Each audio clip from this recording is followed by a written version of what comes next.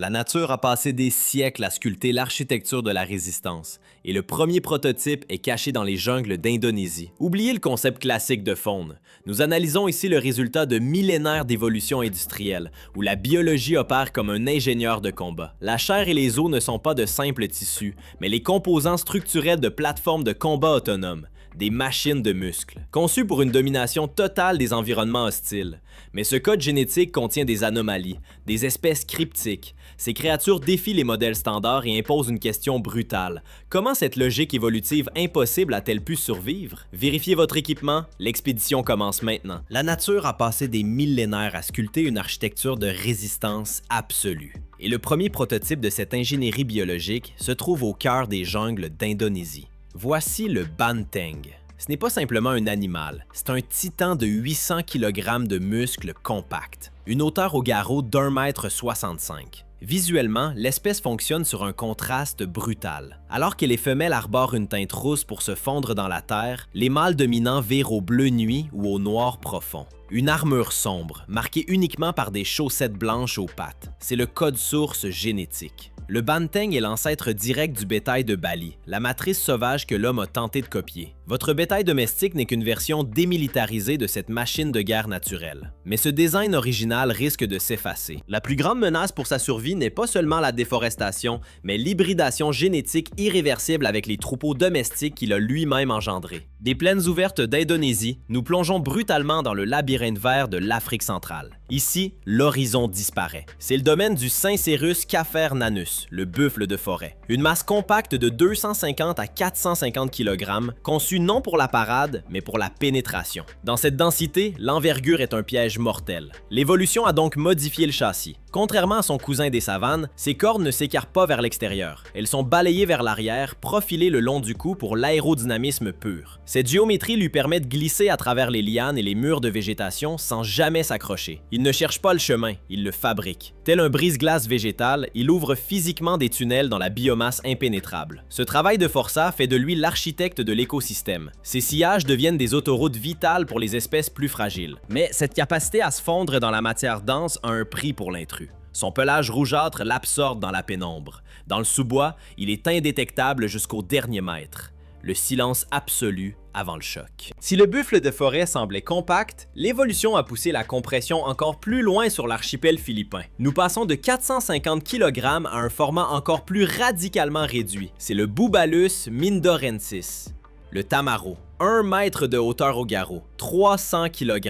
Ce n'est pas une version miniature par faiblesse, c'est une concentration de puissance. Le phénomène s'appelle le nanisme insulaire. Sur une île aux ressources limitées, la nature ne gaspille pas la matière, elle la densifie. Le tamaro est un char d'assaut de poche, une masse musculaire compacte armée de cornes épaisses en forme de V, orientée vers l'arrière pour ne jamais s'accrocher. C'est une géométrie de combat rapprochée. Cette merveille d'adaptation est aujourd'hui assiégée sur son propre terrain. Pour empêcher l'extinction totale de cette espèce endémique, la facture grimpe à une vitesse vertigineuse.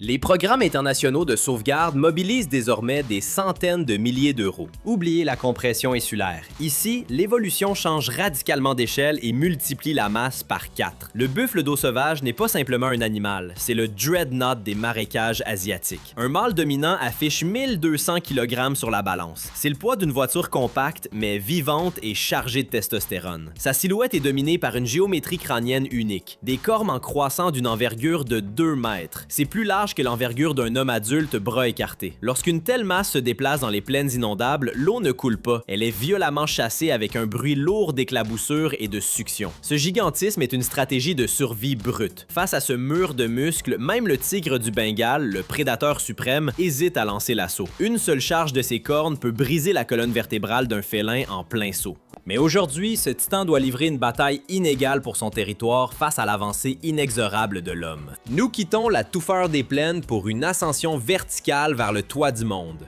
6000 mètres d'altitude. Ici, la pression atmosphérique chute brutalement et l'oxygène devient une ressource critique. La plupart des mammifères s'effondreraient en quelques minutes, mais le yak sauvage, lui, accélère. Ce n'est pas une simple adaptation, c'est un système de survie complet. Observez cette masse sombre qui fend le blizzard. Sa toison n'est pas juste de la fourrure, c'est un bouclier thermique composite. Une jupe de poils longs et denses qui balaie le sol gelé, créant une chambre d'isolation hermétique sous le ventre de l'animal. Une tonne de muscles maintenus à 38 degrés au milieu du néant. Mais la véritable ingénierie se trouve sous le capot. À chaque expiration, des jets de vapeur dense trahissent une mécanique interne surdimensionnée. Sa cage thoracique abrite 14 paires de côtes, une de plus que les bovins domestiques, pour loger des poumons massifs qui fonctionnent comme des soufflets industriels. Dans ses veines, la chimie change radicalement. Son sang est saturé d'une hémoglobine unique, optimisée pour capturer la moindre molécule d'oxygène disponible. Là où le sang humain deviendrait inutile, le sien agit comme un super carburant.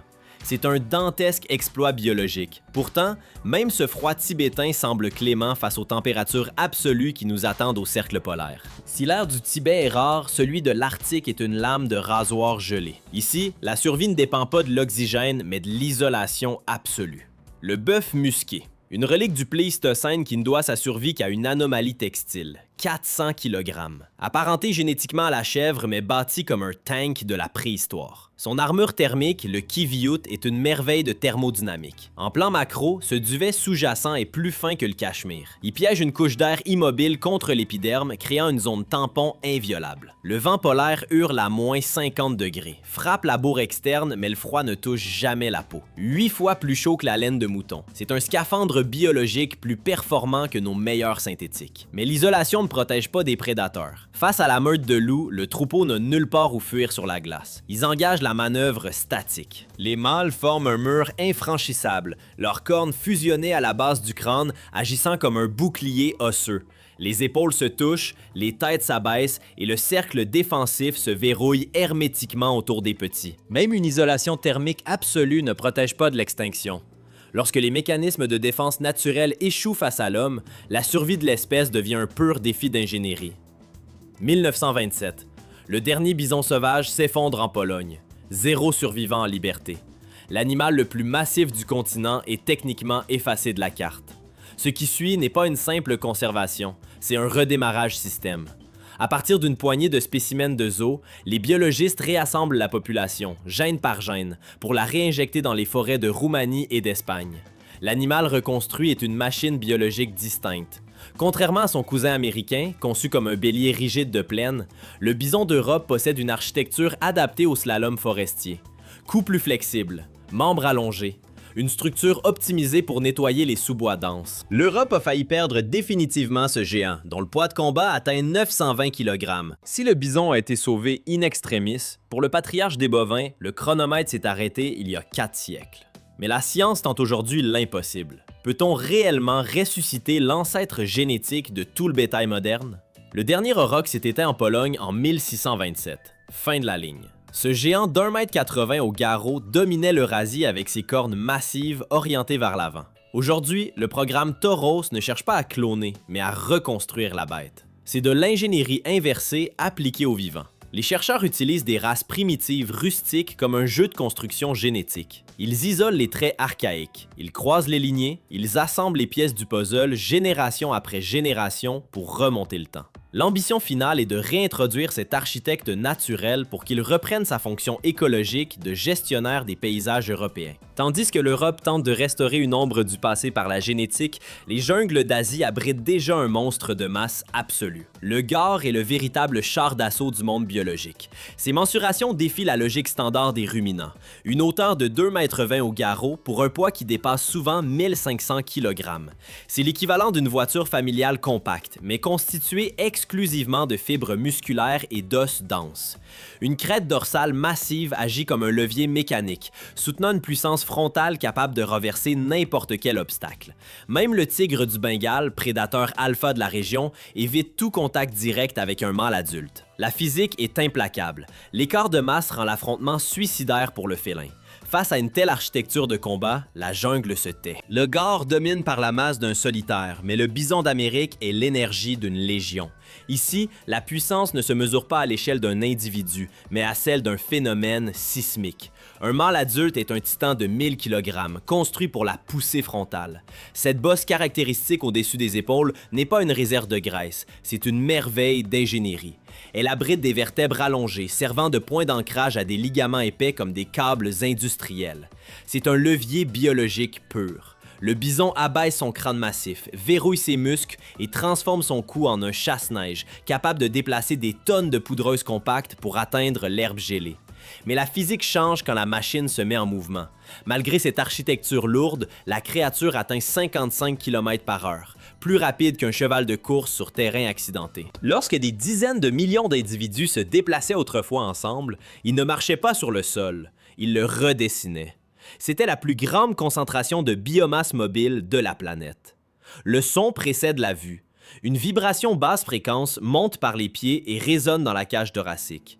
Puis vient le bruit. Le martèlement synchronisé de milliers de sabots génère un grondement continu.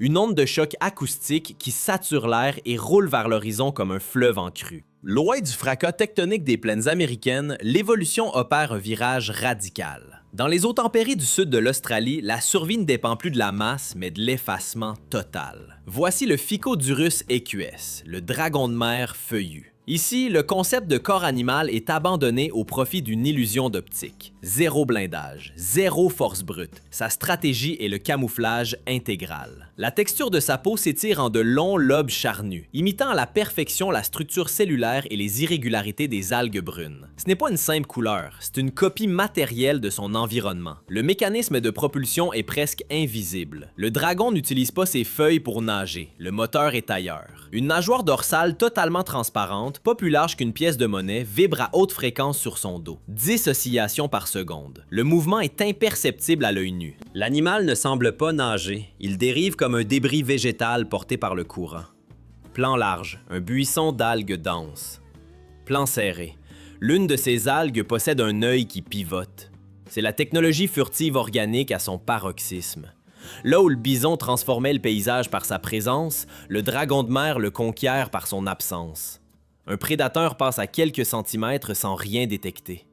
L'animal se fond dans le silence. Si le dragon de mer incarne la perfection du camouflage, l'habitant suivant a décidé d'abandonner totalement la nage. Bienvenue sur les pentes volcaniques des îles Galapagos. C'est ici, à plus de 30 mètres de fond, que vit Logocéphalus darwini. L'évolution a opéré une restructuration mécanique brutale sur cet animal. Les nageoires pectorales, autrefois conçues pour fendre l'eau, ont subi une mutation radicale. Elles se sont épaissies, coudées et rigidifiées pour devenir de véritables membres porteurs. Ce poisson ne flotte pas, il marche. Le processus est laborieux. Les nageoires pelviennes, situées sous la gorge, agissent comme des béquilles, tandis que les pectorales poussent le corps par à-coups maladroits.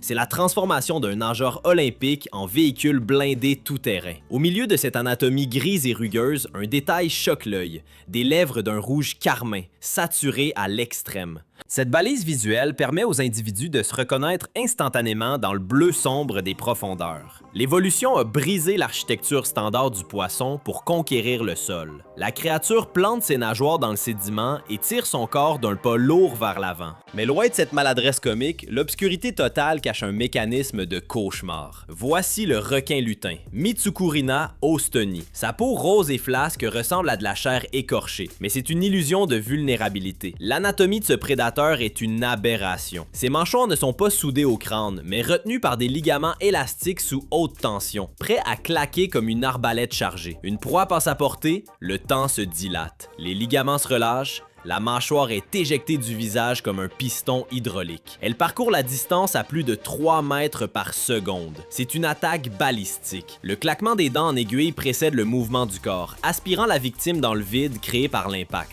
Une efficacité brutale qui défie le temps. Ce design est resté figé dans la roche génétique depuis 125 millions d'années. Nous quittons le piège mécanique pour la haute précision sensorielle. Sous la banquise de l'Arctique, les chercheurs ont longtemps pris la défense du narval pour une arme de duel. Une lance d'ivoire en spirale destinée à percer la glace ou repousser les rivaux. C'était une erreur totale. À quoi sert réellement cette excroissance de 3 mètres? Ce n'est pas une corne, mais une canine gauche hypertrophiée qui traverse la lèvre supérieure. Sa structure interne inverse toute logique dentaire. Au lieu d'être blindée, elle est perméable. L'eau glacée de l'océan s'infiltre par des milliers de canaux microscopiques pour atteindre la pulpe centrale. Le contact est direct. Le narval ne sent pas seulement l'eau, il en analyse la composition chimique pour prédire la formation des glaces. une antenne biologique reliée au cerveau par 10 millions de terminaisons nerveuses. Des eaux glaciales de l'Arctique, nous remontons vers les marais denses de l'Eurasie. Ici, le silence est une arme absolue. Ardea purpurea, la héronnière pourprée, se tient parfaitement immobile au milieu des roseaux. Une silhouette de 90 cm dont le plumage sombre l'efface du paysage. Mais cette statue vivante dissimule une balistique de haute précision. Son cou, replié en forme de S, ne se contente pas de soutenir la tête. Il fonctionne comme un ressort sous tension maximale. Tout repose sur la 6e vertèbre cervicale. Cette pièce osseuse agit comme le mécanisme de détente d'une catapulte, permettant une extension foudroyante impossible pour d'autres espèces. Ce n'est plus un oiseau, c'est un fusil de précision biologique chargé et prêt à tirer. Le prédateur reste figé. Seul son iris jaune calcule la distance exacte en compensant la réfraction de l'eau. Une milliseconde de relâchement musculaire suffit. Le bec frappe comme une lance. Loin de l'abondance aquatique des marais, le désert rouge d'Australie pose un ultimatum mortel, l'absence totale d'eau liquide. Le Moloch Horridus répond par une armure de pointe conique, brutale et dissuasive.